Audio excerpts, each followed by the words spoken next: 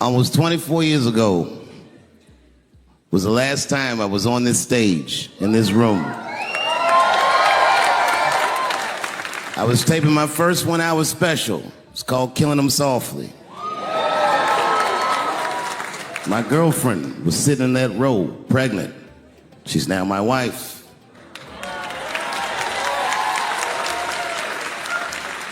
The baby that she was carrying, my first child, I smoke weed with that nigga now.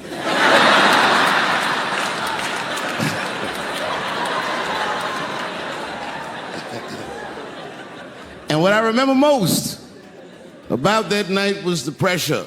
Before the show, I had to run out there on the avenue and hand out tickets to anybody who would take them because I couldn't even fill the fucking room. And boy, what a difference 24 short years makes.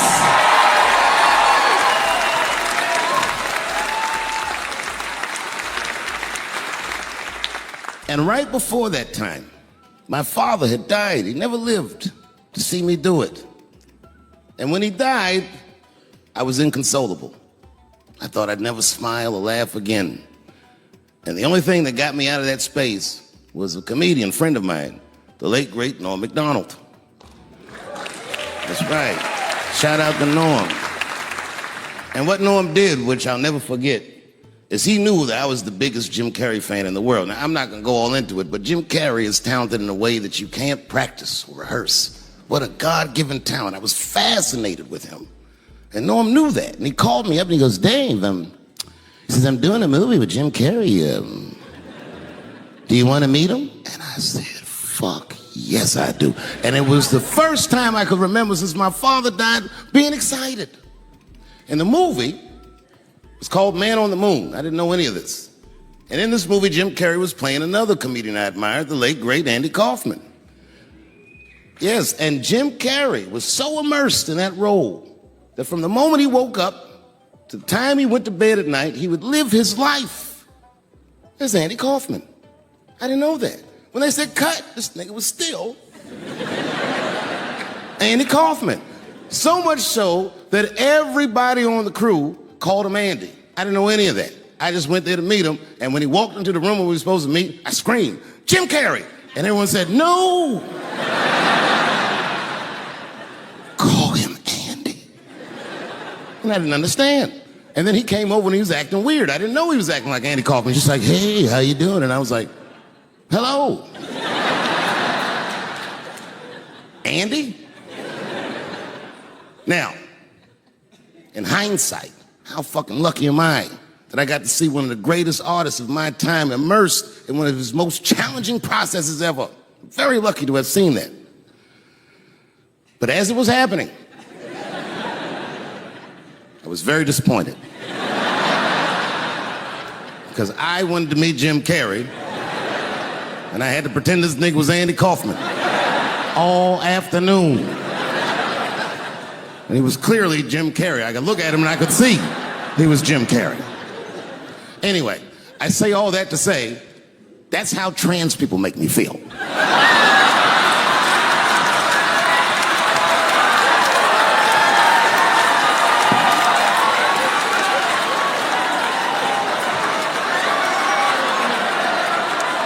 Here we go. Now, if you guys came here to this show tonight thinking that I'm gonna make fun of those people again, you've come to the wrong show. I'm not fucking with those people anymore. It wasn't worth the trouble. I ain't saying shit about trans people. Maybe 3 or 4 times a night, but that is it. Tired of talking about them. And you want to know why I'm tired of talking about them? Because these people acted like I needed them to be funny. Well, that's ridiculous. I don't need you. I got a whole new angle. And you know what I said? That's all I said. First of all, I'll tell you right now what I said. And I will tell you that this was not a joke. It's a true story. And I just happened to tell it. All right, what happened was I went to a gallery party, all right? I don't know who in here has ever been rich before, but these are very nice parties. You know, wine and cheese and baller conversation. And there was a few eccentric types, one of which was a very wealthy man that happened to be wearing a dress. I don't know what you call man. This is a tranny or a drag queen, perhaps. Whatever it was, this is definitely a man. And this man was definitely on drugs. I don't know what kind of drugs he's on, but I knew he had too much. He didn't look good. It's like this. He's like, he looked sick. And all his friends were standing around him, concerned, trying to revive him. I don't know whether it looked like some kind of gay CPR. There was fanning and shit.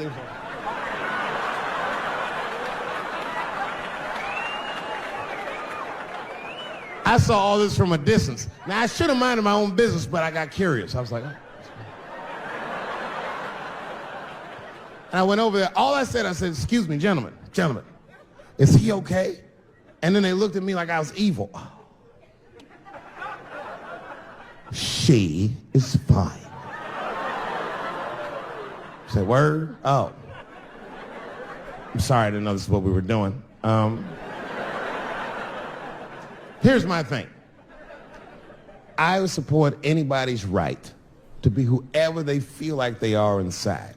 I'm your ally in that. However, my question is, to what degree do I have to participate in your self-image? Is it fair that I have to change my whole pronoun game up for this motherfucker? That doesn't make sense. Seriously. If I put on an Argyle sweater and I'm like, hey everybody, I feel like a white guy in this sweater and I want some goddamn respect and a bank loan. That's not gonna work. Give a fuck how I feel. Why should I give a fuck how you feel? Nigger is a pronoun. But there was no time for philosophical debate. This was an emergency situation. I said, fine. Sorry, guys. I was just worried because she looks terrible. She just fell off the bench. Appears that her dick is popping out of her dress. You mind if I call an ambulance, champ? I'd rather not be at a party where a tranny ODs. There's too many questions to answer.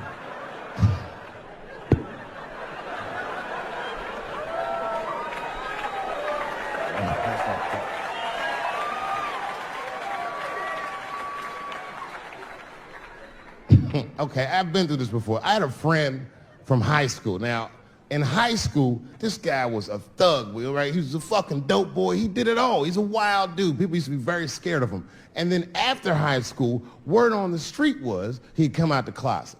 I personally didn't believe it. I bring him up because last year, he calls me out of the blue like, yo, what's up, man? I got your number from so-and-so, and I heard you're going to be in New York doing a show. Could I get some tickets? I was like, fuck yeah, get some tickets, man. How you been? He said, well, we'll catch up at the show, man, but yo, I appreciate it. I'll see you soon. I said, all right, man, take care. And I was about to hang up, and I couldn't resist. I was just like, hey, nigga, I heard you was gay. What's going on with that?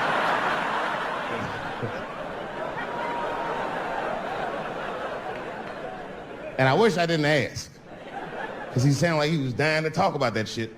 And he had a long story about it. And it's not that I didn't care, but I was, I don't like talking on the phone. I was watching TV at the same time. So I just wasn't really paying attention like I should. But I was trying to sound supportive, but I didn't really know what to say. So I was just like mumbling shit throughout this conversation. I was just like, nigga, you gay, man. You just gay. Like,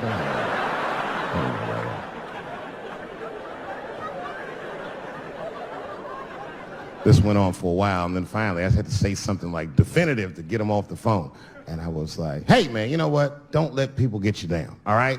And the next time someone tries to make you feel bad about yourself, just remember, everybody fucks funny to somebody.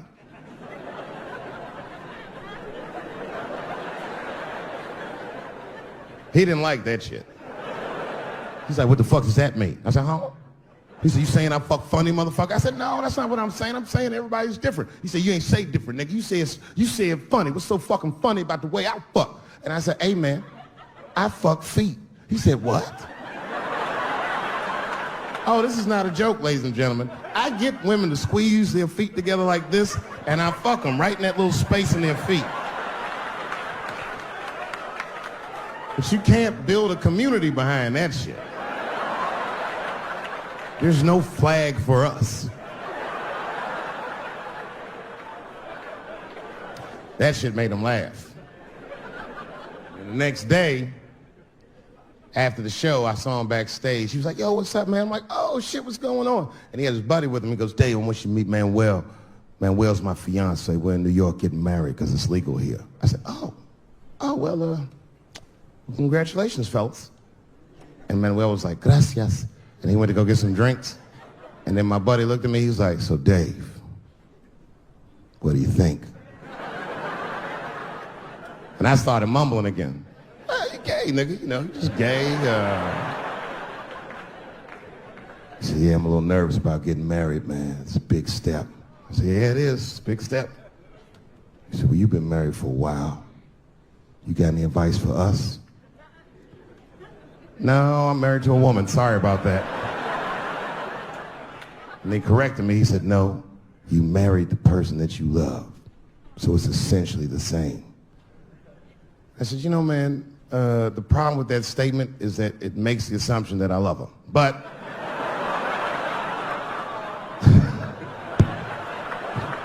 you guys lighten the fuck up. Of course I love my wife. She laughs at this shit. As a matter of fact, she eats and spends this shit. You know what I told him? I told him, I said, you know what you should do, man? First of all, you shouldn't do it. I'm talking about being legally married. It's not that you're gay as much as just legal marriage is a fucking diabolical leverage game in the United States. I'm just being honest. Devoid of religious significance or the idea of love, marriage is nothing but an awful contract that you shouldn't sign. I'm just being real. Because you start out loving each other and then like 2 years later you're just building a case against one another for a hypothetical court date that may or may not ever happen. You throw being gay on top of that, that shit is explosive. Like it's that Ray Rice shit. Okay, right after Ray Rice went through all that shit, I was at a party and I met this kid, Michael Samms. You know Michael Samms? Very nice guy. He's the first openly gay NFL player. And Mike's a very nice guy, very brave guy. But when I met him, I couldn't help but thinking, now what's gonna happen when Michael Samms beats his wife up in the elevator? Is that domestic violence or is that just two niggas working shit out in the elevator? You know what I mean?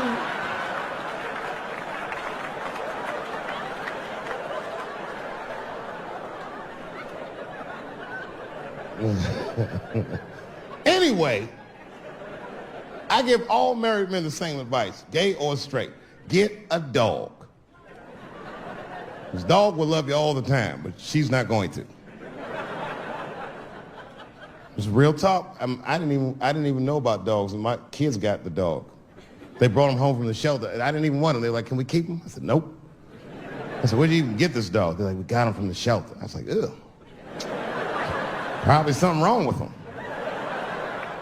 You can't keep him. And then my kids started crying and screaming like the dog had gambling debts. Please, Dad, if you don't let us keep him, they're gonna kill him. I said, oh.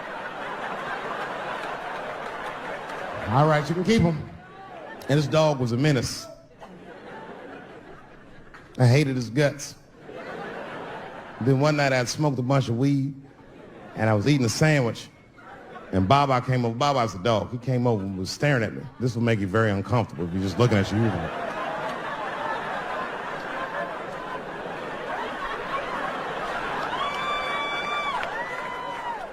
I had to give him a piece of my sandwich so he'd go away. And that's how we became friends.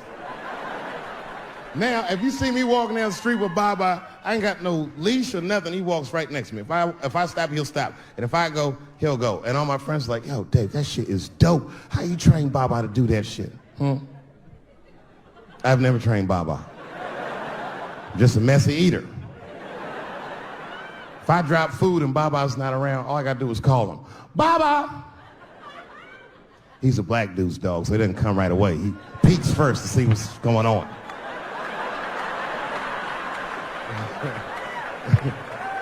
I gotta tap my foot so he can see the food. Over here, little buddy. And he's like, thanks, Dave. He'll come get it and run off.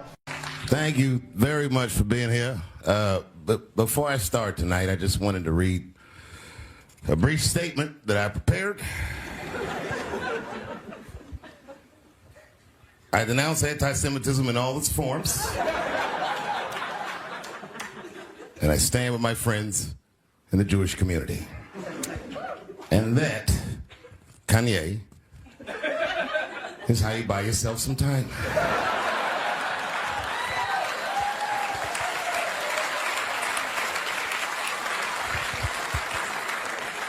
I gotta tell you guys, I've probably been doing this 35 years now. And early in my career, I learned that there are two words in the English language that you should never say together in sequence.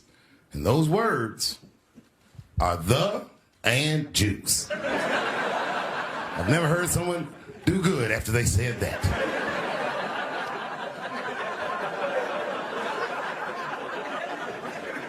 Kanye's gotten into some scrapes before. Normally when he's in trouble, I pull up immediately.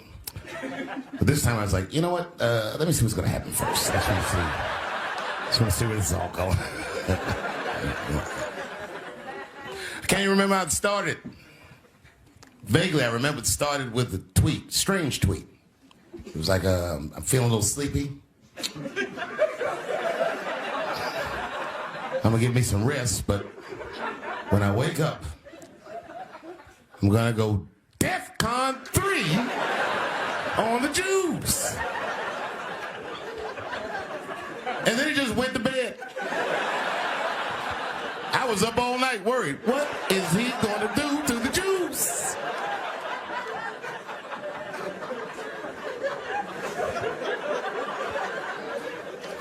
I grew up around Jewish people.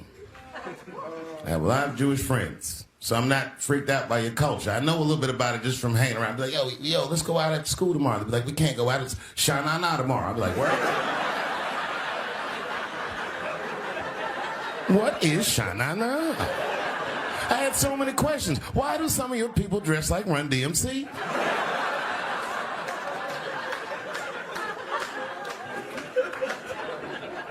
When Kanye woke up from that nap, he went right to work. A year ago, I'd seen him on a podcast called Drink Champs. Well, great show. And it was an amazing appearance. Noriega and them were there, the rappers that I love, and they all had their gold chains and stuff on. And Kanye said, only millionaires wear chains. They said, what? He said, I'm a billionaire. Billionaires don't wear their money on their body. I tucked my chain and I said, oh, snap. That's right. It was a good appearance. It was fun and funny. But when he woke up, he went on Drink Champs again. This time, he was on one. He was mad about something. He said, I can say anti-Semitic things, and Adidas can't trap me. Now what? Adidas dropped that nigga immediately.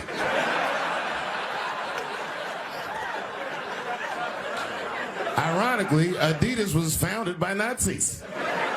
And they were offended.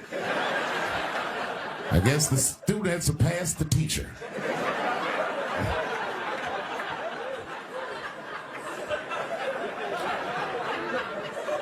It's a big deal.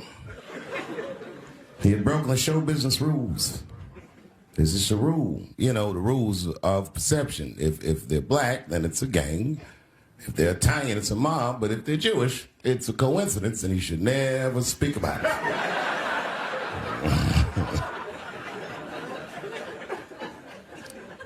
Kanye got in so much trouble, Kyrie got in trouble.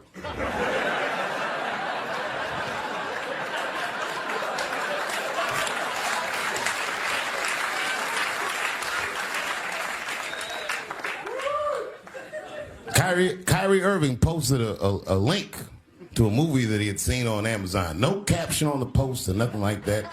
But apparently this movie had some, I don't know, anti-Semitic tropes or something. It was some weird title like From Hebrew to Negro or something. And the NBA told me he should apologize, and he was slow to apologize. And then the list of demands to get back in their good graces got longer and longer, and this is where, you know, I draw the line. I know the Jewish people have been through terrible things all over the world, but you can't blame that on black Americans. You just can't. You know what I mean? Thanks to the one person that said that. A fair punishment would be he should just post a link to Schindler's List and y'all write your own captions.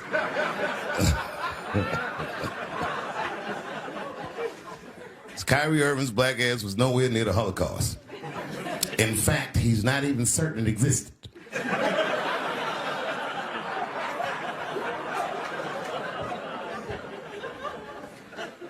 I saw one news pundit screaming about Kanye. She said, mental health is no excuse for that type of language.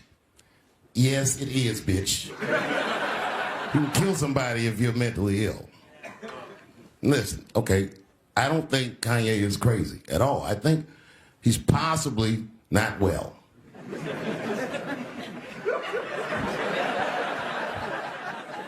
Well, I've been to Hollywood. I don't want y'all to get mad at me. I'm just telling you, I've been to Hollywood. This was just what I saw.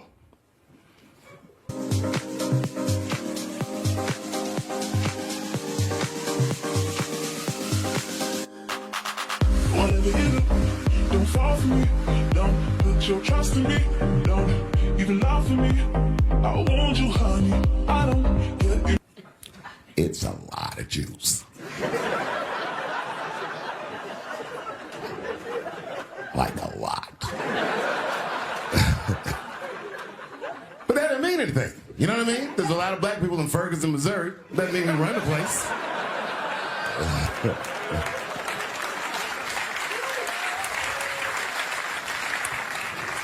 I could see if you had some kind of issue, you know what I mean? You might go out to Hollywood and you might start connecting some kind of lines, and you could maybe adopt the delusion that the Jews run show business. It's not a crazy thing to think, but it's a crazy thing to say out loud in a climate like this.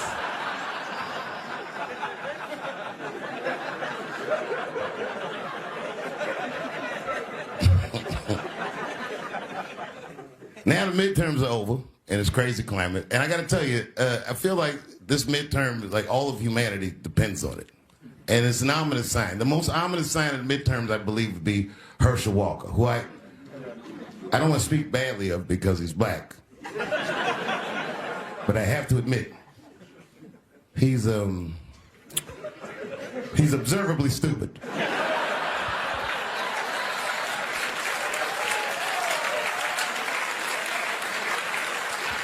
Even when he's not talking, his mouth be open a little bit like.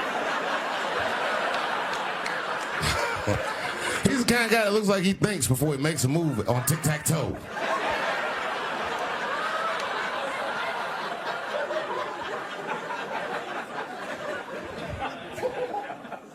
And I'm watching the news now, they're declaring the end of the Trump era. Now, okay, I can see how in New York you might believe this is the end of his era. I'm just being honest with you. I live in Ohio amongst the poor whites. A lot of you don't understand why Trump was so popular, but I get it, because I hear it every day. He's very loved. And the reason he's loved is because people in Ohio have never seen somebody like him. He's what I call an honest liar. Well, I'm not joking right now. He's an honest liar. That first debate, I'd never seen anything like it. I've never seen a white male billionaire screaming at the top of his lungs, "This whole system is rigged," he said. And across the stage was a white woman, Hillary Clinton and Barack Obama, sitting over there looking at him like, "No, it's not." I said, "Now, wait a minute, bro. It's what he said." And the moderator said, "Well, Mr. Trump, if in fact the system is rigged, as you suggest, what would be your evidence?" You remember what he said, bro? He said, "I know the system is rigged because I use it." I said, "God damn." And then he pulled out an Illuminati membership card and chopped a line of cocaine up and did it right into the podium.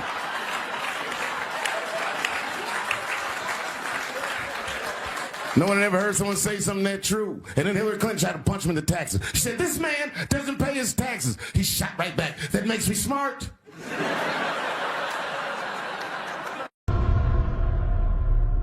I came back here where I started because I will shoot my final Netflix special tonight.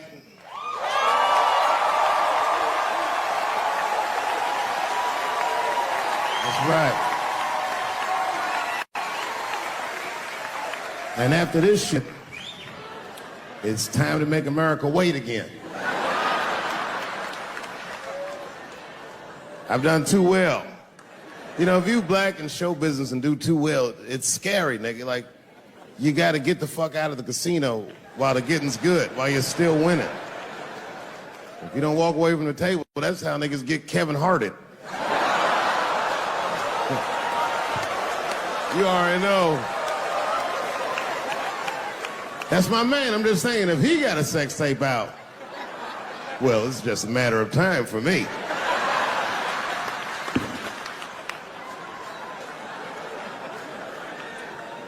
But you know why I be thinking sometimes I want to stop doing comedy? And you know, I don't want to sound like a braggart saying this, but the real reason I want to stop is because I'm too goddamn good at it. I'm not even exaggerating. It's not exciting. Every night before I come out on stage, I'll be backstage like, I'm sure this is gonna go well.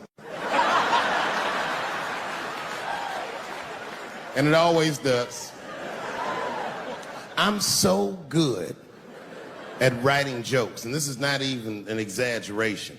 I actually write jokes backwards. I will write a punchline with no particular setup in mind. I just put it on a scrap of paper, and I'll throw that scrap of paper in my fishbowl. I have a fishbowl in my house filled with random punchlines. And every once in a while, I'll shake the bowl, and I'll dig in there and just pull one out and see if I can make that shit work. And I picked one for this special. It's not an easy punchline to pull off. Are you ready? Yeah. Here it goes. The punchline is, so I kicked her in the pussy.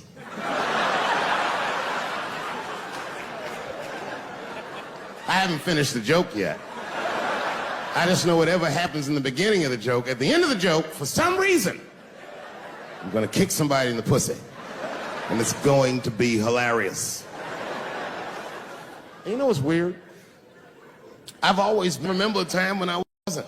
You know, when I was growing up, I was probably about 8 years old, and at the time, we were living in Silver Spring. Yeah. Yes. Common misconception about me in D.C. A lot of people think I'm from the hood. That's not true. But I never bothered to correct anybody because I wanted the streets to embrace me. As a matter of fact, I kept it up as a ruse. Like sometimes I'll hang out with rappers like Nas and them, and these motherfuckers will start talking about the projects. Yo, it was wild in the PJs, yo. And I'll be like, word, nigga, word. But I don't know. I have no idea. My parents did just well enough so that I could grow up poor around white people.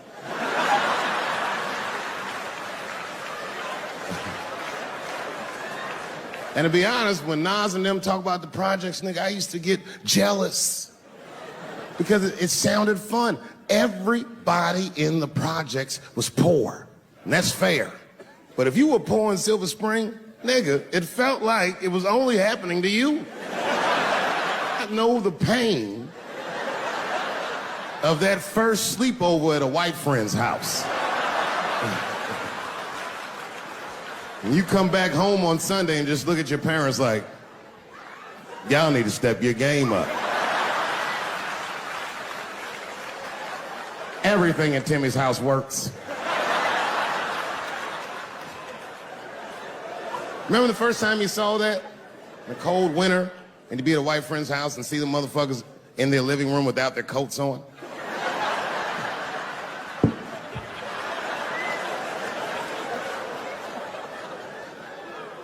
Timmy was one of my first white friends, like, in my life, man. He's a good dude, too. He moved to Silver Spring from Utah, of all places. I guess his family was affiliated with that Mormon church they got down there. And me and him used to hang out. And one day I was at his house, we were just hanging out, and Timmy says, Dave, why don't you stay for dinner tonight?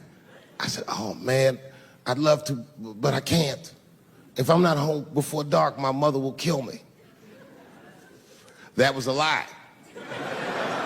My mother had several jobs. I hadn't seen her in like 3 or 4 days. At that point in my life, it was my experience that white dinner wasn't delicious.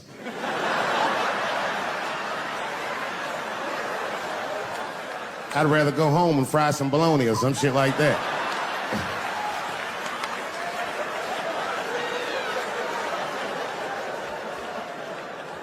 But then old Timmy threw me a curveball I wasn't expecting. He said, it's too bad you can't stay, Dave, because Mom made stovetop stuffing. I said, what the fuck, stovetop? Well, hold on, nigga, let me make some phone calls real quick. I had seen that commercial so many times, I had dreamt of getting my hands on some of that stovetop stuffing. And finally, I met a motherfucker that actually had a box of stovetop in the house. I couldn't miss this opportunity, so I pretended to call my mother. And then I came back and I said, Timmy, you're not gonna believe this great news. Mom said I can stay. And he said, fantastic. He said, why don't you come with me and we'll help set the table and then we can say the blessing. I had no interest in setting this motherfucker's table or saying these crazy ass Mormon prayers. I just wanted that goddamn stuffing. My hands first. My plan was simple. Wash my hands slowly, and by the time I'm done, the table will be set, the blessing will be said, and all that there will be left to do is eat. Went to the bathroom. I washed my hands very slowly. I must have been in there for about 10 minutes. And suddenly, one of his mothers came to the door.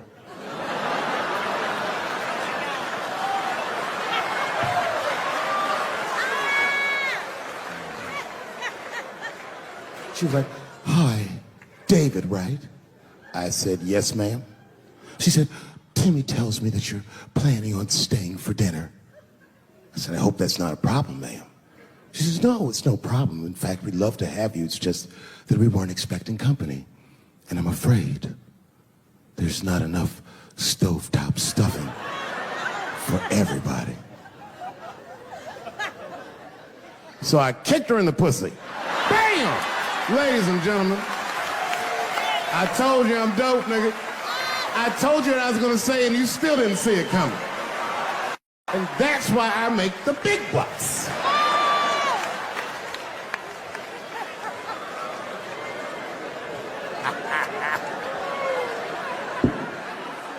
Oh my God. But there's a more important reason that I would stop doing comedy right now. And this reason is the real reason that's been percolating, and it really is the crowd, not you. I'm talking about the crowd on the big stage.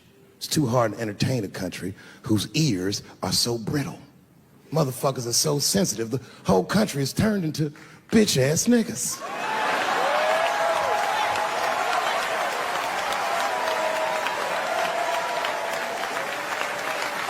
Everything you say upsets somebody. You know, I can remember when it all started. It was when I was doing Chappelle's show. When I was doing Chappelle's show,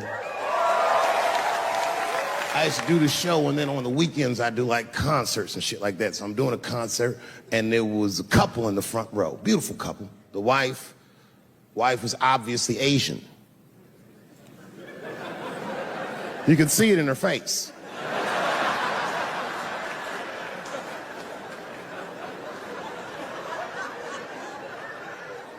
The husband, this motherfucker was mysterious, to say the least. Couldn't quite pinpoint where he was from. Caramel-colored fella, very nice hair, but he could have been from anywhere. Bangladesh, Mexico. I can't guess with a nigga like this. All I knew for sure about this guy is that his wife was a bitch. I could see that in her face, too. No, he was laughing and having a good time, and she was scowling at me at a goddamn comedy show. I couldn't figure it out. And then I realized at some point that she was pregnant, and I was smoking on stage. I said, oh my God, that's probably why she's mad. So I started to put my cigarette out, but then she hit me with one of them fake non-smoker calls. So I just kept smoking. I thought to myself, bitch, that babe will be fine, relax. And I tried to break the tension. I just asked her. That's all I said. I go, hey, where are you guys from anyway? And I could tell that she was on to me. She goes, very condescendingly, she says, I'm from California. if you're asking my ethnicity, I am Chinese. He was like, I'm Mexican, bro. I said, well, I'm sorry if I offended you by asking, but you're a very beautiful couple. And miss, there's no question that you're gonna give birth to the hardest working baby this world has ever seen.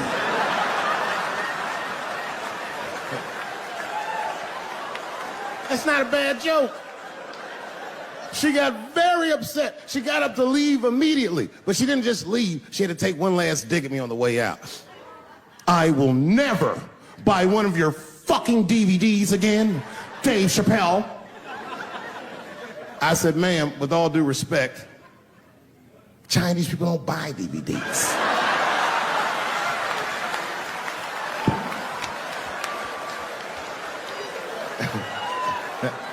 And the crowd went crazy. We were all laughing, having a good time. I didn't even think anything of it. And then just 3 days later, this lady sends a fucking letter to my promoter telling him not to book me for shows anymore because I was, quote, racist, and I'm quoting her, insensitive to the nature of my interracial marriage. I was like, word, bitch, I was.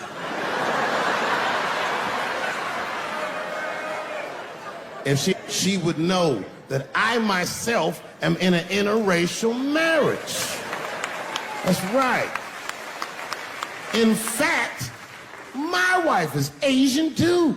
Surprise, bitch, I'll see you on Thanksgiving.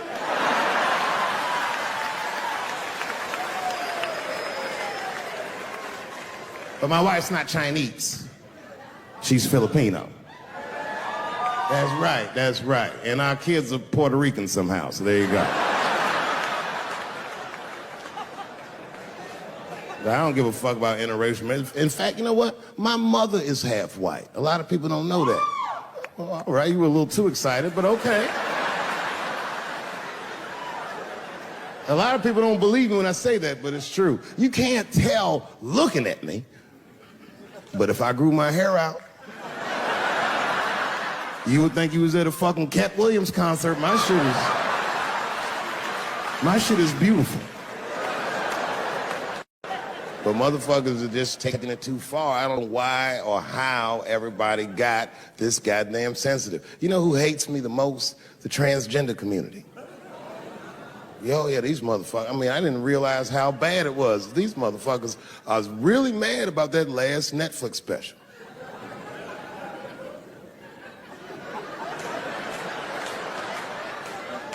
It's tough, man. I don't know what to do about it because I like them. I always have. Never had a problem with them. You know, just fucking around. As a matter of fact, I think I make fun of everybody. And, I mean, as a group of people, they have to admit, it's kind of fucking hilarious, man. I'm sorry, bro. It's like, I've never seen somebody in such a hilarious predicament not have a sense of humor about it. They're born feeling like there's something other than they're born as, and that's kind of funny, you know? I mean, it's funny if it's not happening to you. It's like that white black bitch that's in the news all the time. Rachel Dolezal. She's a white woman, but then she dressed up like a nigga and shot her way up to the very top of blackness. And I always wanted to meet her just so I could understand. I just wanted to like have dinner with her so I could just look in her eyes and call her a nigger to her face. The fuck is that bitch talking about? I identify black. That is trans talk, lady. Stop biting. Stop biting. There's a big difference between her and a trans. The difference between her and a trans is I believe transgenders. I don't understand them either, but I know they mean what they say. Them niggas cut their dicks off. That's all the proof I need. I've never seen somebody just throw their dick away. Don't need it.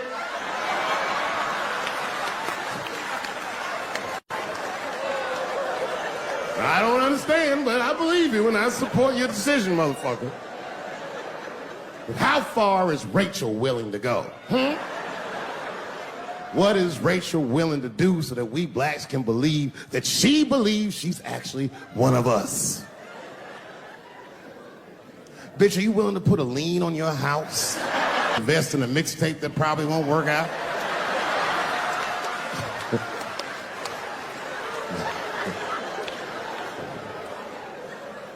She didn't even change her name. Didn't even change her name. Her name is Rachel. I can't believe in that name. If you want my support, you're gonna have to change your name to the blackest shit I've ever heard. Bitch, you're gonna have to change your name to Draymond Green. I don't know a blacker name than that. That shit is black on paper. If you type Draymond Green into Airbnb, that shit will log off automatically.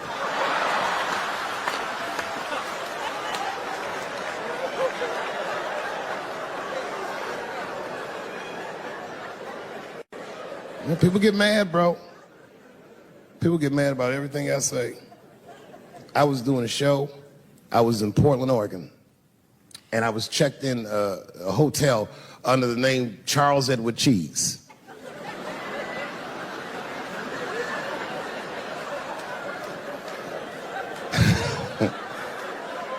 I came back, and there was a note. It was like a letter on my desk. It was addressed to Mr. Cheese. So obviously, I'm going to assume that whoever wrote this letter must be an intimate friend of mine. This is not some kind of name that a person would just guess. But then I open the letter, and it turns out I don't know this person at all. It's a fan letter. You know, I'm not even used to the idea that I have fans, but I'm grateful for it. And even though I'm grateful for fans, I don't read those letters. Be nice if I did, but realistically, it's like, what am I, Santa Claus, nigga? I don't have time for this. Like, got shit I want to do. I'm trying to chill. Read all these dreams and wishes from strangers, but I read it. I'd already opened it. So I just read the whole letter. And you know what, man? Whoever wrote this letter truly loves me. I mean, they were really fucking nice in the letter. And then they described to me what it was like to come to the show, how excited they were, how much fun they were having. And then they said that when I got to my jokes about transgenders, that they were, quote, devastated. Because it turns out that whoever wrote the letter was transgender. Now, I'm going to be real for a second. You got to understand, I never feel bad about anything I say up here.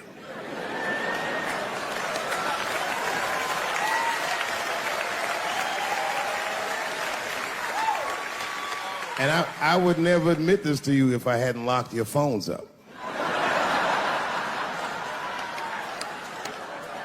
But it was the weirdest thing. Like, when I read this letter, this shit made me feel bad. I didn't feel bad about what I said, you understand? I felt bad that I made somebody else feel bad. To be honest, I don't even know what I said that upset that person. I have so many transgender jokes.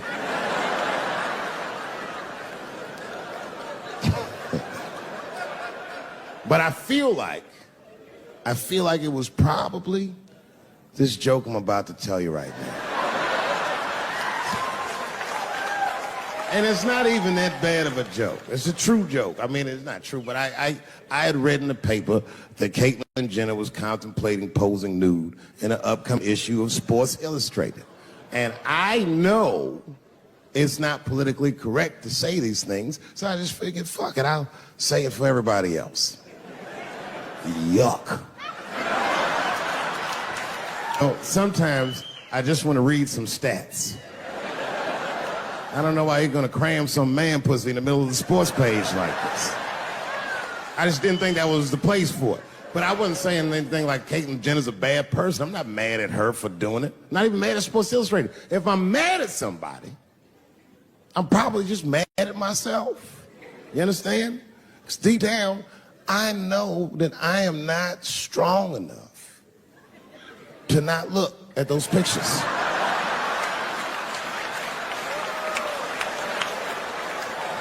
And I don't think I'm ready to see what she's trying to show me.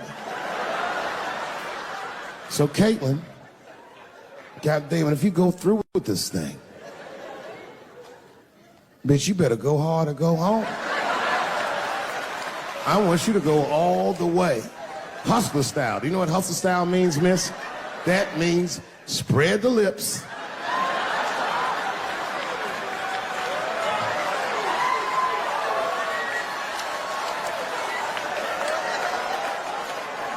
I hope she spreads her lips and there's an itty bitty dick inside. Ah! The show is behind the curtains.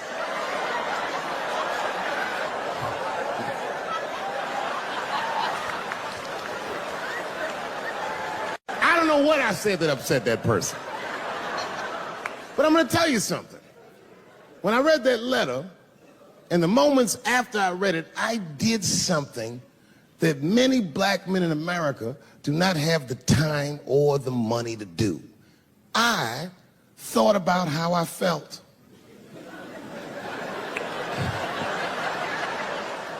I asked myself a very basic question that I don't think I ever directly contemplated. I said, man, Dave, if you're writing all these jokes, do you have a problem with transgender people?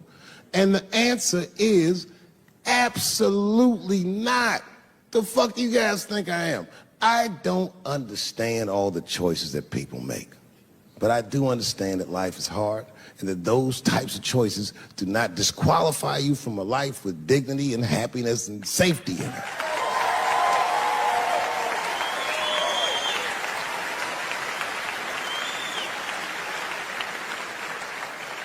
But if I'm honest,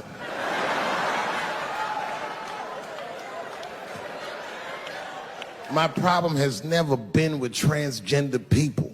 My problem is transgender people. I just feel like these things should not be discussed in front of the blacks. It's fucking insulting, all this talk about how these people feel inside. Since when has America given a fuck how any of us feel inside?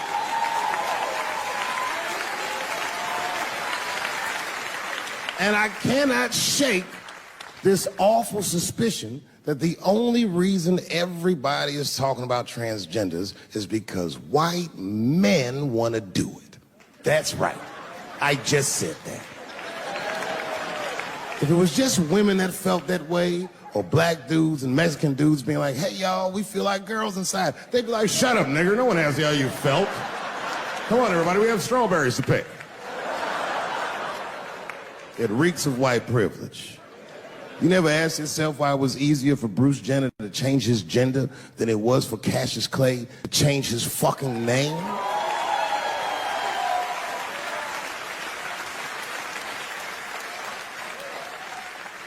And if I were to be brutally honest, the only reason I ever been mad at the transgender community is because I was at these niggas for 6 songs straight.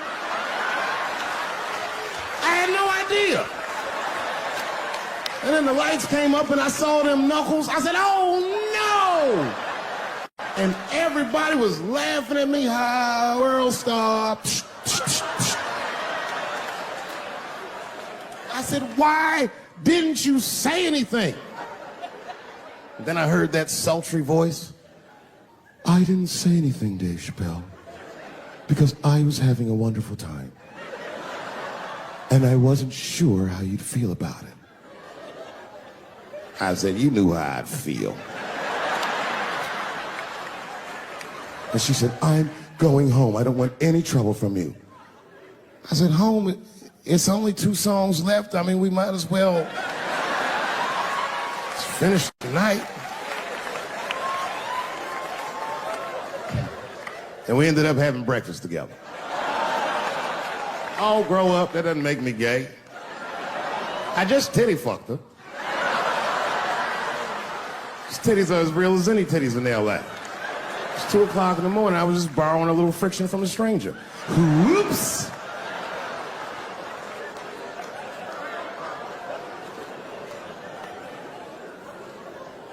It's the madness of youth. It's the types of mistakes that a man makes when he's young. I wouldn't even know that it's necessarily a mistake. It was a wild night out. But I don't do it like that anymore. I'm old. I'm 44 now. Hey. First time in my life I've ever started to physically feel my age. It's tough, man. You know how I know I'm getting old? This is embarrassing, but I was in my hotel room. I'm not gonna lie, I was jerking off, and I was really sweating it out. And this is when I knew I was old. I just gave up in the middle, nothing even happened.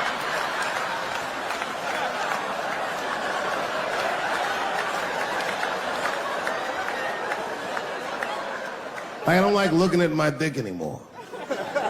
My dick looks distinguished. It's old, an old looking dick. It's got salt and pepper hair all around it. My dick looks like Morgan Freeman in the 90s. Without the dots. My dick narrates. Dave pulled me out and started jerking me around and jerking me around. But not with the same vigor as when he was young. He and I both knew nothing was... I see my age in my children. I came home from the road, this is not long ago. I've been gone for, if you can picture, I was gone for weeks and weeks. And when I came back, nobody was home. Now, one person in my family thought that maybe I'd like to see them when I got back. They knew when I was coming back, but they just weren't home. And that shit was a wake-up call. You know, when my kids were little, and the tour bus would pull up to the house, these motherfuckers would spill out. Dad is home, hooray! And they'd hug me and kiss me, and then as the years went on, they'd get less interested. Hey everybody, look, it's Mr. Promises back from the road.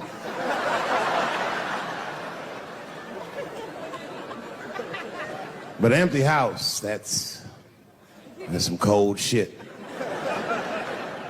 And I went into my oldest son's room. I was like, hello, hello. He was gone. And I'd never done this to him before, but for some reason I just did it. I just looked through his shit. Just to see who this motherfucker was becoming. And I found these notebooks and I started going through them. Written as his handwriting. I didn't even know this nigga wrote poems. And then I looked through his drawers and I opened up his middle drawer. And I found this rolling paper. And I looked down at them papers like, oh, that's where that poetry's coming from.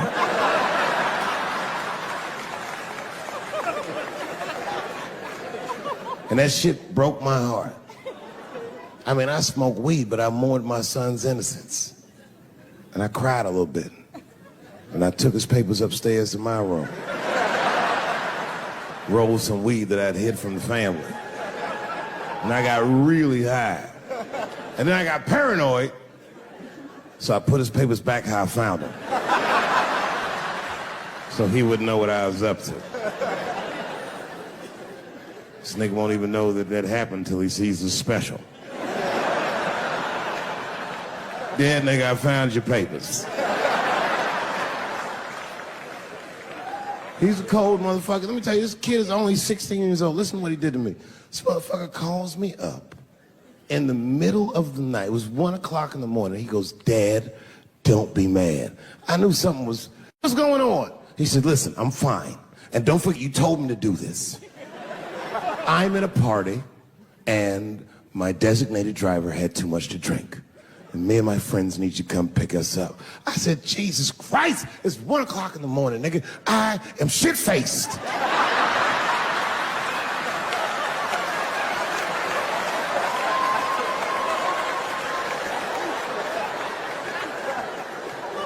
But I figured, fuck, it's better me than some kid.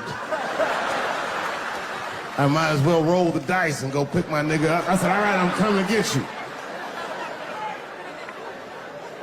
Just give me the address and I'll be right there.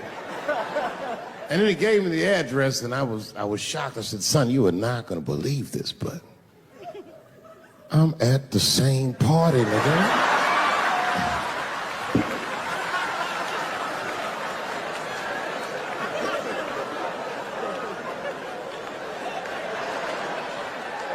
They grow fast, don't they? Can I ask you a weird question? I want to make you feel uncomfortable. You don't have to answer it, and if it doesn't go well, we'll just edit it out anyway. Is it weird to be the only white people in a row?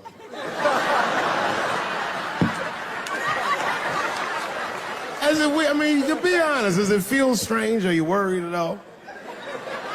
Give me your money, motherfucker. I'm just fucking around. I'm just saying. This guy got ice in his veins. He didn't even buckle. You know, like many black men my age, the first time I voted was 8 years ago. Right. I saw Obama on TV and said, oh, I'm voting for this nigga. I remember the day I voted for Obama. I voted in Ohio, and my vote matters in Ohio. Ohio is a battleground state, but when I pulled up to the polls, all the soldiers were in line. There were so many black people in that goddamn line, I didn't even know it was a polls. I thought it was a check cashing place.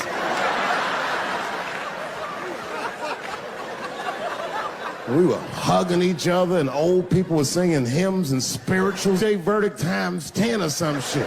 I've never seen black people that happy. 8 years later, I'm pulling up to the polls again. This time, I'm driving a brand new Porsche because the Obama years were very good to me.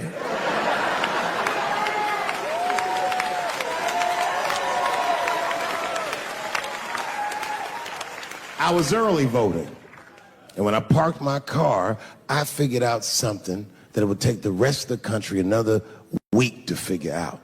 I understood that Donald Trump was going to be our next president because in Ohio, unlike D.C., you could see the results in the parking lot. Saw all these goddamn pickup trucks and tractors and shit.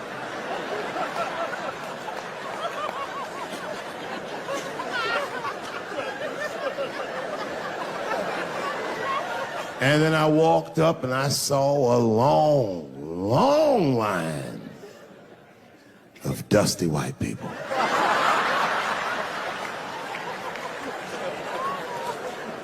Yes, ladies and gentlemen, these were the poor whites. I must tell you, I've never had a problem with white people ever in my life. But full disclosure, we've gotten a lot of trouble out of them. And I've never seen so many of them up close. I looked them right in their coal-smeared faces. And to my surprise, you know what I didn't see? I didn't see one deplorable face in that group. I saw some angry faces and some determined faces, but they felt like decent folk. No, they did. In fact, I'm not even lying, and I didn't sound fucked up, but I felt sorry for them. I know the game now. I know that rich white people call poor white people trash. And the only reason I know that is because I made so much money last year, the rich whites told me they say it at a cocktail party.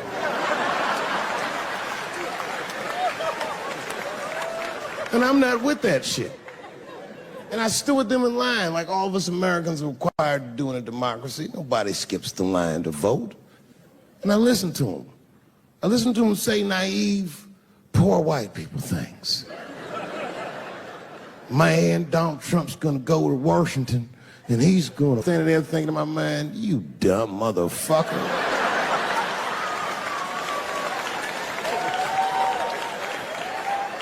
You are poor. He's fighting for me.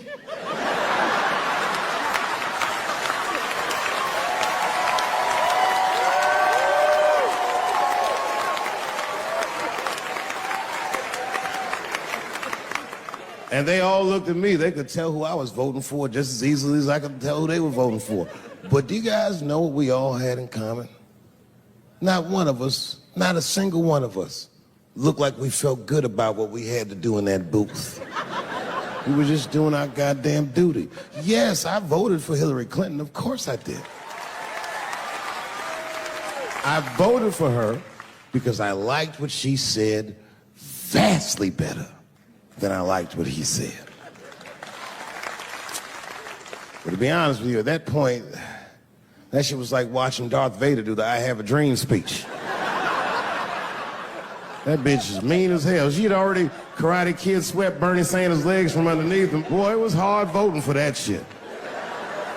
But it was the lesser of the evils. I know you were a Clinton supporter, Miss I. I'm sorry for her. But it didn't feel as good as it should have.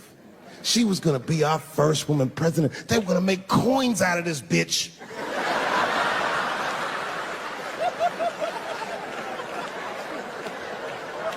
And somehow she just missed the dunk. Of course she should have beat him. Of course she should have beat him. You know what voting for her felt like? It was bittersweet. It felt like I was lucky enough to eat Halle Berry's pussy.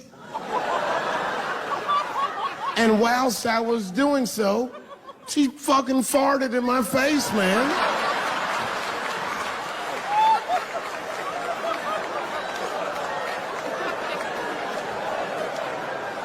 You understand, I'd still do it. But boy, I wish she didn't fart in this great nation's face. I voted that day, and then that same day I flew to New York City. I had work. That night I was in a comedy club in New York, and I said to an audience almost exactly what I just said to you. And I didn't know that there was a journalist in the room. And this journalist wrote an article. The headline of the article said, Dave Chappelle is an avid. Yeah, I had no idea the paper said that. And you know how I found out? My wife called me from Ohio the next morning in a goddamn panic. David, what the fuck is going on in New York? I said, I'm being good, but what have you heard?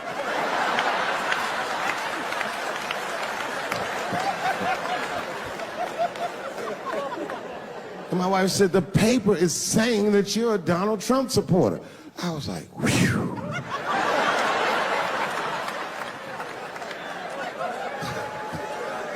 I said, don't worry about that shit, baby. Nobody in their right mind would believe that. And she said, no, David, people believe it. And then she started reading the comments to me. Oh, they were terrible. All these black people calling me all kinds of Uncle Toms and shit. I should tell you, buddy, this is a very serious allegation from one black to another. I was incensed. Uncle Tom? How am I Uncle Tom, nigga? You the one that reads the Observer?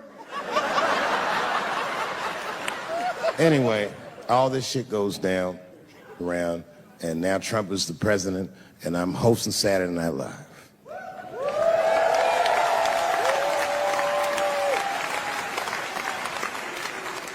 And I didn't really prepare my monologue. I just kind of winged it.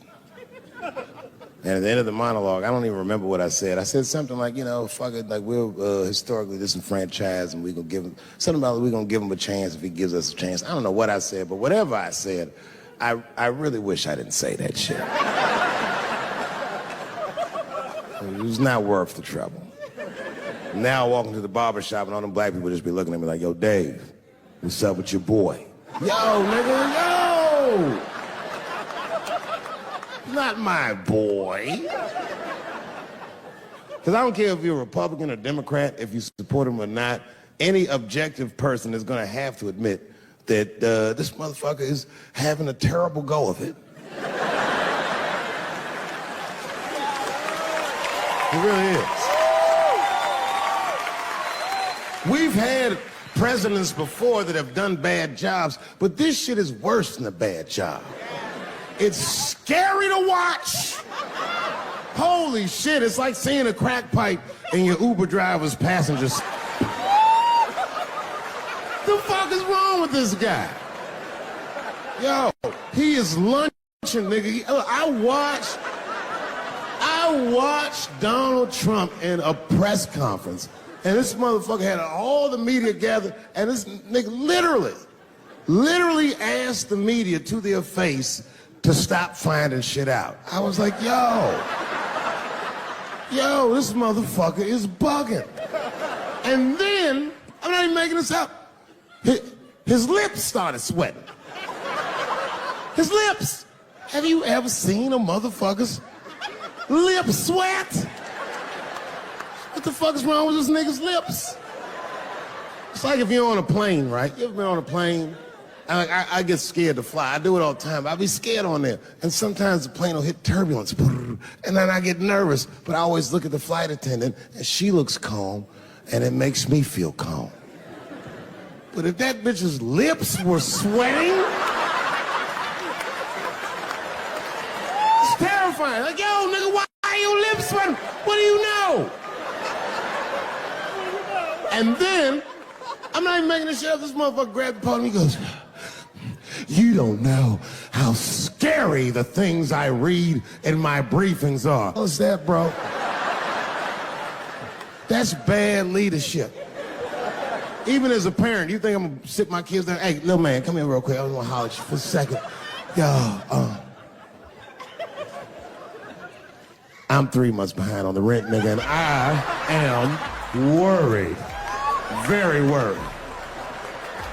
Gonna go to school and have a productive day, nigga. I was just thinking out loud, getting some shit off my chest. Like, what the fuck are you doing, bro? This is bad, man. Jesus Christ. All this motherfucker's ideas sound like high people ideas. Like he doesn't think these things through before he tells us. He just tells us what he's thinking as soon as it occurs to him. This shit sounds nuts.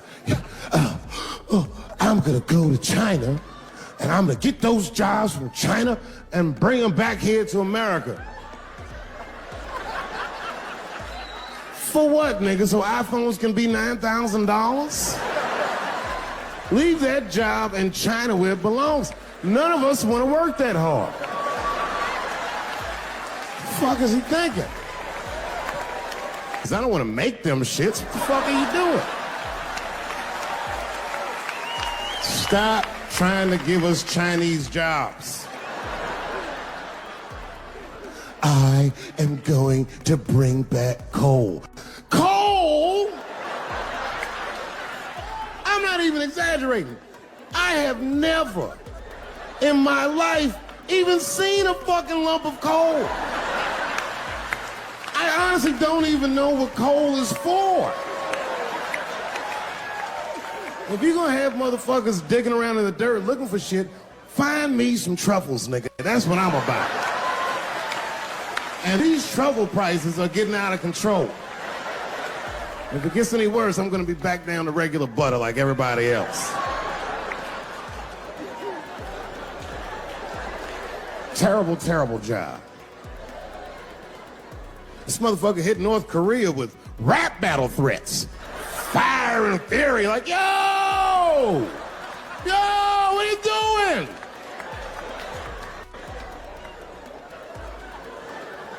It's fucking Korea, man. Kim Jong-un is a scary motherfucker. He might be as crazy as Trump. Some scary shit. I'm in the wrong business. I should be the president. Shit, I'm in the wrong business. See, the only reason I don't want to be president is because I'm black. That would make it too hot for me. I mean, you know what I mean? I think it could be a black president one day, but you don't want to be the first one. I mean, second or third, that's fine, but that first nigga better watch out. I'm going to tell you that right now.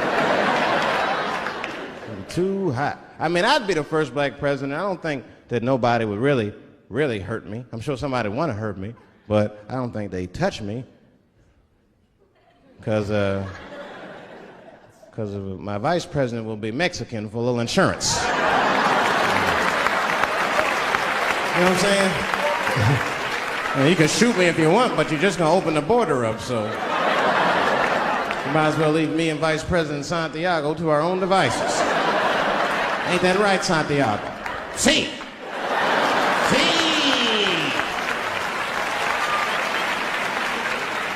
Elian can stay.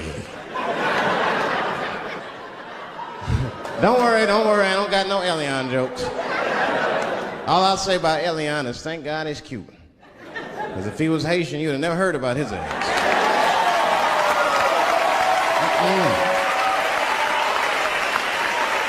If Elian Gonzalez was Elian Mamumbo from Haiti. They had to push that little rubber tube right back in the water. Sorry, fella, all full. Good luck.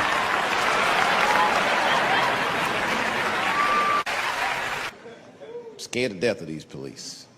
I am, nigga. I got a police scanner. First money I got, this is the first shit I went out, bought me a police scanner. I just listen to these motherfuckers before I go out, just to make sure everything's cool. You hear shit on it. Calling all cars, calling all cars. Be on the lookout for a black male between 4'7" and 6'8". Staying in the crib tonight, fuck that. Gotta work on that alibi for a minute. Every black person needs an alibi. I do them impromptu joints. If I'm by myself and need out, I'll just open up the windows in the apartment, turn all the lights on, start beating off right in the window. Look at me.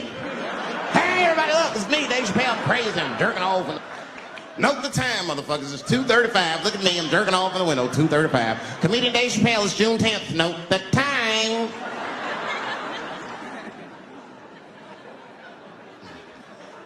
That shit could save my life. Officer David Chappelle couldn't have done that. I saw him in his window masturbating from 2:35 to 2:37. I'm certain of it. He was standing on a clock and holding a calendar and today's paper. Fuck, I need an alibi. I can't be no celebrity. This shit is just the worst. I'm seeing it. I see why stars are crazy, man. These motherfuckers. I went to Disney World with my kids, which is a big deal for me. I don't get to see my kids so much. I do Chappelle show 20 hours a day, sleep for like half an hour, raise my kids for 10, 20 minutes, and I go back to work. Now, this particular day, I got to hook up with the kids. We went to Disney World. Everybody at the park, fucking everybody. Hey, I'm Rick James, bitch. Hey, I'm Rick James, bitch. It's like, hey, man, hey. You mind not calling me a bitch in front of my kids? Time out, motherfucker. We take a day off. Even Mickey Mouse did it. I said, this is the most unprofessional shit I have ever seen in my life. Rick James, bitch. Oh, I was fed up. I caught that motherfucker with an uppercut. Bop! Knocked his head clean off. Everybody was screaming. Oh my God, oh my God. Mickey Mouse is Mexican. That's the thing, there's so much stuff to worry about. You know, the more you know, the more you don't know and shit. You know, like a lot of people be telling me, Dave, you know, you just gotta relax. The racism thing be bugging you too much. I be thinking about it. Sometimes shit'll happen. You know, a lot of black people can relate to this. Have you ever had something happen that was so racist that you didn't even get mad? You were just like, God damn, that was racist. I mean, it was so blatant, you were just like, wow. Like, almost like it didn't even happen to you. It was like a fucking movie. That was like you was watching Mississippi Burning. Wow. That happened to me. I was in Mississippi. I was in Mississippi doing a show, and I go to the restaurant to order some food, and I say to the guy, I say, I would like to have, and before I even finish my sentence, he says, the chicken. I said, what the fuck? I could not believe it. Could not believe that shit. This man was absolutely right. I said, how did he know that I was going to get some chicken? I asked him, I said, how you know that? How did you know I was going to get some chicken? He looked at me like I was crazy. Come on, buddy. Come on, buddy. Now, everybody knew as soon as you walked through the goddamn door, you're going to get some chicken.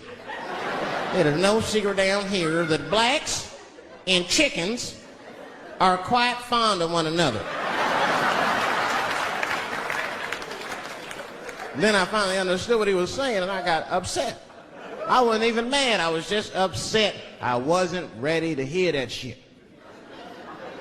All these years, I thought I liked chicken because it was delicious. Turns out I'm genetically predisposed to liking chicken. I said, it's whack. I got no say in the matter. That guy ruined chicken for me. I'm scared to eat it in public. I want somebody to see me and say something. You know what I mean? Like, you be eating some chicken.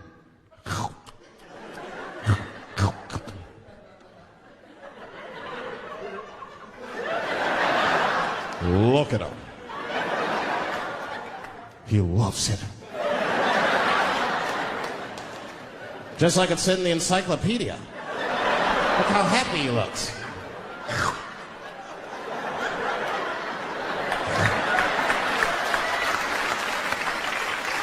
Sometimes the world be too much to deal with. That show business be crazy. That's where the cultures really collide. Show business bring a lot of races together. Sometimes it works, sometimes it don't. This is one thing that happens that's funny. You know, sometimes I'll be on a business call, right? You know, like with a lawyer or something. You know, my lawyers be white, and like we'll be on a call, right? And they'll be like, "Oh, okay, Dave, we're gonna close the deal. Is that fine with you?" I'll be like, "Yeah, that's good for me." Great. You have a good weekend, Dave. I'll be like, "All right, you too, man. Peace." Oh, all right, bye-bye.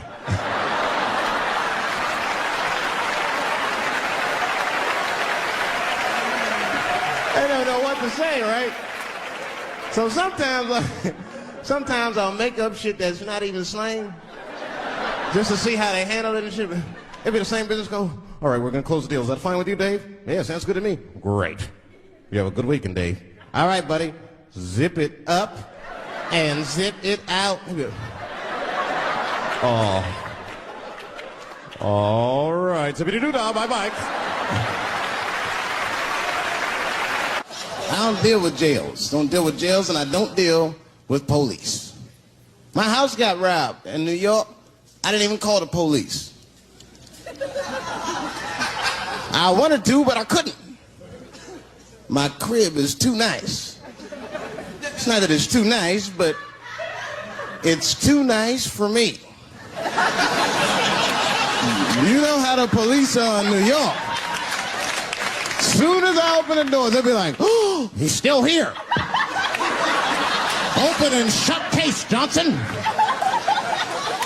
Apparently, this black guy broke in and hung up pictures of his family everywhere. Never seen anything like it.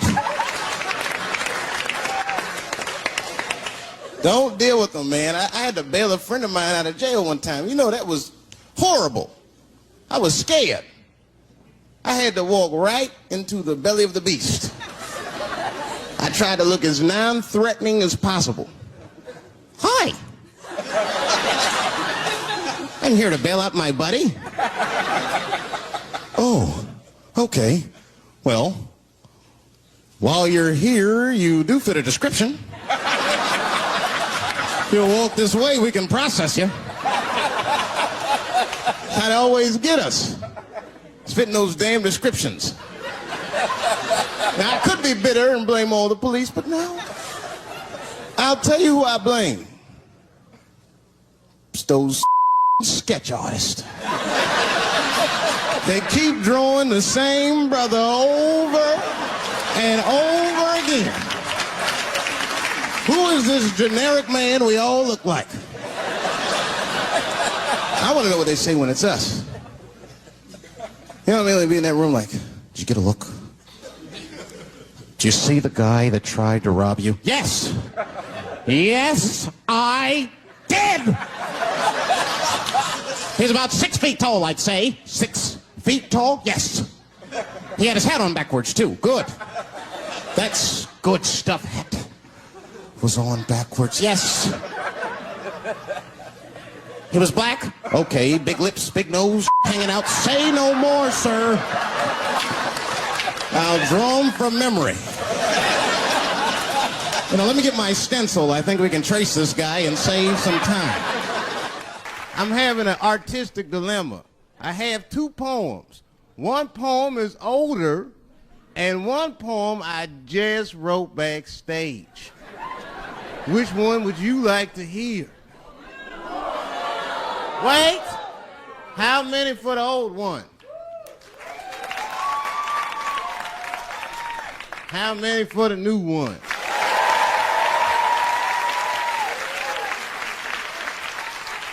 All right, so remember, if it sucks, you ask for it.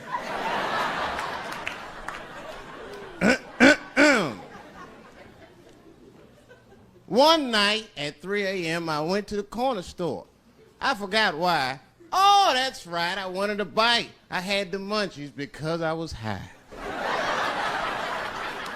The store's owned by Mr. Fong, and every day he sees me, he does me wrong. He's Korean. Now, I'd never say I hate all Korean people. I haven't met all Korean people. That hate talks for savages. But even though I don't generalize, I do percentages and averages. So far, I hate 1 out of 5 Korean people I've met so far. So I come in the store. Hello, Mr. Fong, I say, and he just scowls at me and growls at me. Buy something. Hurry up. Now look, I'm not stealing in the least, but if you're shopping and you know someone's watching you shop, that shit'll make you look like a thief.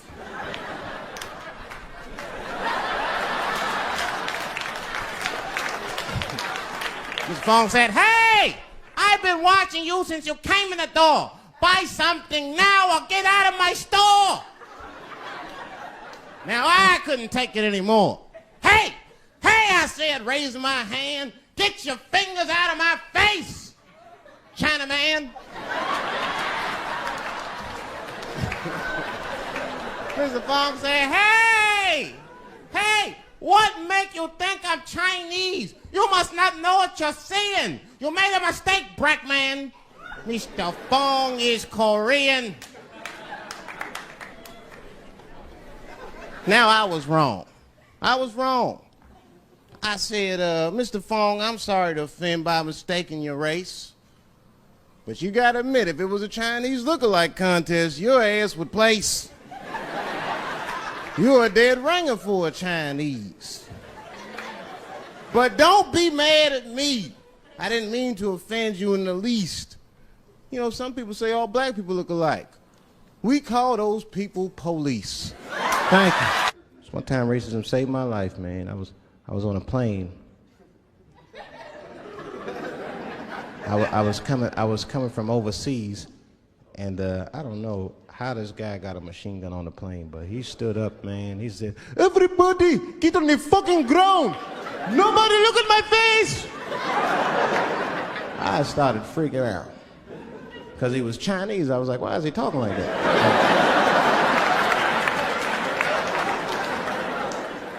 He was screaming and crying. I was the only brother on the plane. Well, I thought I was the only brother. I looked over, there was one other black dude. He was from Nigeria. I looked over at him, he was looking right in my face, man. He didn't say 2 words to me, he just looked at me, he was like...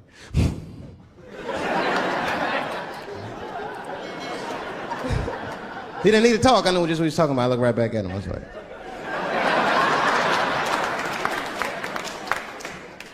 Some white dudes on the front of the plane seen us, they were like, oh my God. I think those black guys are gonna try to save us.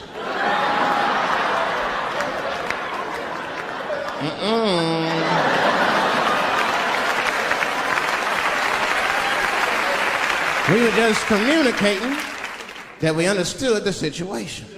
We were both seeing the same thing. What we understood was simple. Terrorists don't take black hostages. That's the truth. I have yet to see one of us on the news reading a hostage letter and shit. They is treating us good. We all chilling and shit. I'd like to give a shout out to Ray Ray and Big Steve and Central Newport.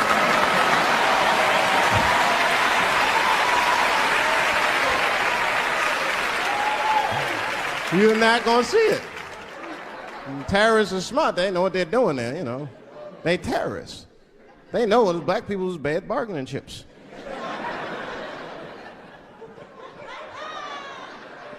They called the White House and said, hello? We have got 5 black... Hello?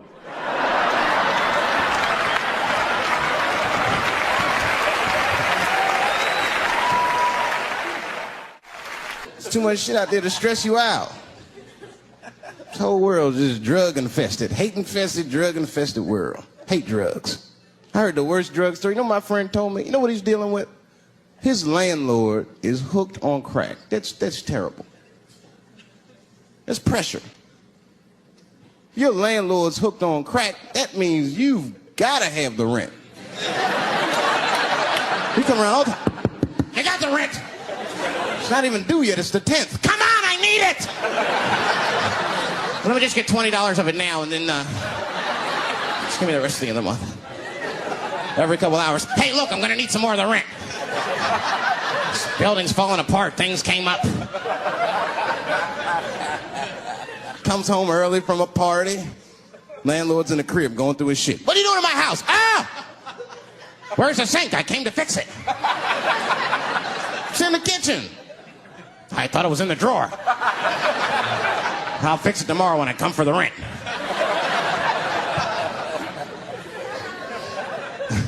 You know what I hate about drugs? I hate when like people my age and older get hooked on crack. I hate that shit. You're too old to be experimenting with the drugs at a certain point. You should be past that. You ain't doing it by a certain point. You just miss it. Drugs are really for old people anyway. You 75, you've earned the right. Shit, if I was 75, I'd do coke, heroin, everything. I wouldn't give a fuck. I'd be walking down the street, they'd be like, boy, that old man is tripping.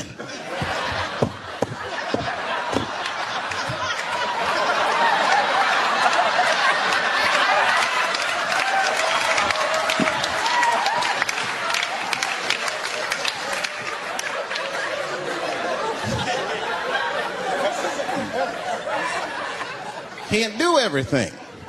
Maybe weed. If you're gonna do something, do a little weed. Smoke some weed. Weed's not as bad as everything else. Weed is a background substance. You know what I mean? You can smoke some herb and still function. You ain't crisp, but you'll function. Nothing higher than weed, though. I made that mistake one time. I was at a party, some guy gave me some shit. He's like, here, man, take this. It's fucking mushrooms. I took it, I forgot all about it, you know. Then a couple days later, I found that shit in my pocket. I'm thinking, why not?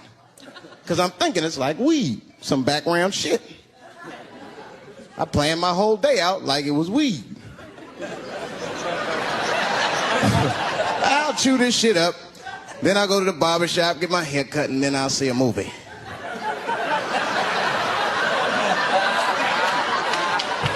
I chewed it up. So far, so good. Then I was in a barber shop like an hour later.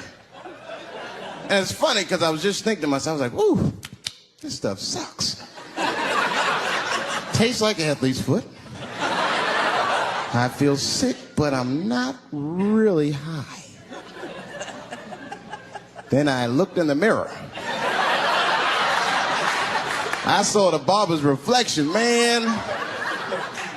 It looked like a big penis was cutting my hair. I freaked out. I started talking to myself, Dave, calm down. You're on drugs. This is what drugs do. Okay, you know that there is no way that a penis can cut hair. But I started freaking out, man. I just couldn't take it anymore. I jumped out the chair, half my hair was cut, I didn't care. I didn't, I just gave a barber a handful of money. It was weird, the balls opened up. Anyway, I ran home, man. I ran home as fast as I could. Tripping. I looked at the clock, it was 2:42. I was like, damn, 2:42. I gotta sober up. I had never been this high this early. I took a shower. I was still high. I said, maybe music will do the trick. I listened to every CD I had. I was still high. Exercise, that's what I'll do. I ran around the block 4 times, still high. Took a nap, woke up, fucked up. I looked at the clock, it was 2:43. I said, God damn. I've been accused of having sex with a girl I did not have sex with before. And let me tell you something, that shit is infuriating. You ever go through that, you know, it'll make you crazy. You be screaming at your best friends, I didn't touch that bitch, nigga, I'll kill you. Fuck you, nigga, I'll kill you. Please believe me. Please believe me.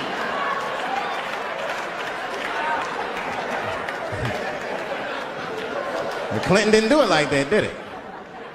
And Clinton came out of the press conference all relaxed, his shoulders all relaxed and all this trouble. It looked like he just got done fucking or something.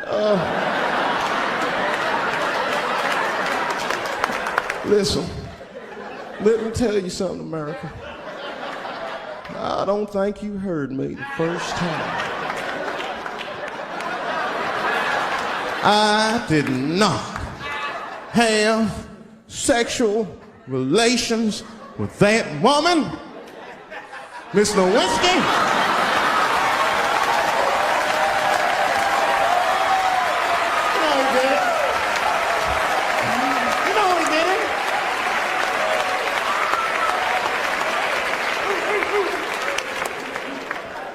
Everybody knew what that finger smelled like. Nobody cared.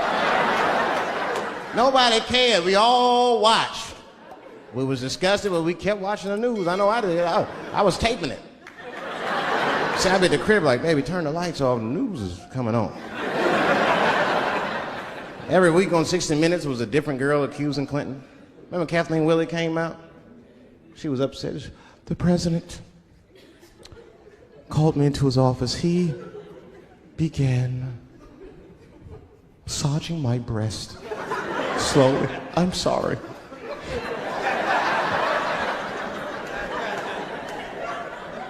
And then he placed my hand on his genitals. Ed Bradley was shocked. Was he aroused? I was at home like, yeah, was he aroused?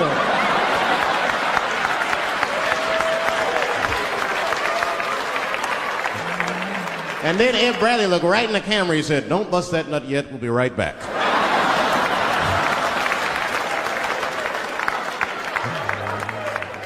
Oh, man, the news had never been so good. But there were no victims. There were no victims. Only one I feel sorry for is that Lewinsky. I feel a little sorry for her. Don't y'all feel a little sorry for her at all? God damn, y'all, come on, man. Have a heart. That's a hard thing to be famous for, man. I mean, nobody want to be the most famous cocksucker of all times and shit. I feel bad for her. Not even the women feel sorry for her a little bit, ladies. Now that's jealousy. That's what that is. I mean, come on, y'all. That's one dick that girl sucked. It's gonna haunt her for the rest of her life. Long after she spent that money up, that's still gonna haunt her. And I know there's a lot of women in here with at least one dick they regret. And I bet you it wasn't a president's dick. I bet she worked at Kenny Shoes or Safeway or some shit like that. Don't go judging her. Don't go judging her. See, we gotta stop judging people. That girl was young, and she made a mistake that young girls make. She wanted to fuck a powerful man, period. That's as far as she thought it through. She wasn't thinking about how powerful the president was. She didn't have no wisdom. An older woman would have helped everybody. An older woman would have been in there, you know, you should lower taxes. You know what I'm saying? Do this song. You know, this is my grandmother used to sing that when she cleaning up. That's a Negro spiritual. Black work song. Not everybody know about that. I know. See, white people, you guys might whistle when you work. You dig? But that's how you can tell what kind of work we're actually doing.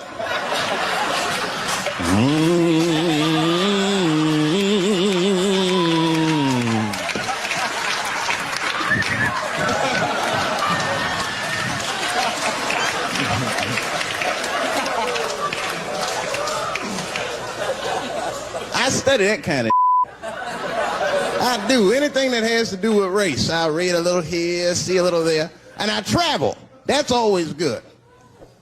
Traveling has made me a racism connoisseur, if you will. You know, it's different from region to region. Anyone ever been down south? So you guys know what I'm talking about. Now, the racism down there is just, it's perfect. It's due to a perfection. It's comfortable, it's out in the open. There are no secrets in Mississippi. Everybody knows the deal. Morning, nigger. Morning, sir.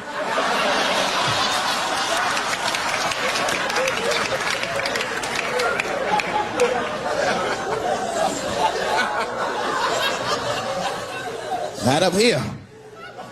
You hit the big cities, man, it's different. It's always a secret. And we should do like them. We should keep our shit out in the open, then a little. I mean, with limits. You don't want to say whatever comes to your mind. That might be a little much. White dude be walking down the street minding his business, and the brother walk up to him, hello, you white oppressor, you slave master rapist of Africa. Why, hello, my big lip spear chucking friend. Touche, hunky. So, Whitey, what did you do today, huh? Oppress a new land and make the people there Christians against their will?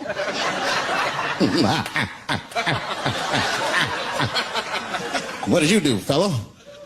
Burn those big black lips on a crack pipe as you missed your job interview? Easy, Whitey, you're cutting deep. Oh, this chit-chat has got me thirsty. If you will excuse me for a moment, I'm going to go to the Korean store and get something to drink. Ching-a-ling! Hello. You slanted-eyed, ruining the economy in our neighborhood by opening stores and taking the money out the community. Chink! Wow. Good afternoon, you browse around but never buy anything. Suspicious looking nigga. After a while, that might be too much.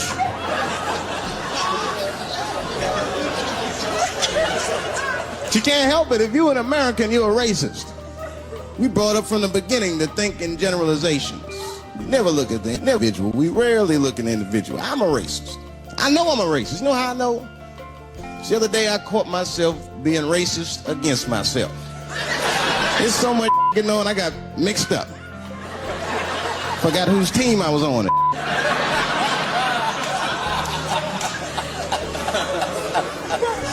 One time I was reading the paper, man, this story came on about this guy was suing a department store because they wouldn't let him play Santa Claus, you know, because he's black. And I was actually like relieved when the department store beat him. That's bad. But I wasn't ready for that. I wasn't ready for the idea of a black Santa Claus, man. That would suck. So we wouldn't get our presents till the 28th, 29th. Sorry I'm late, kids. Santa got caught up with some in Vegas. I had to sell some toys to get back. Shit. Where them cookies at?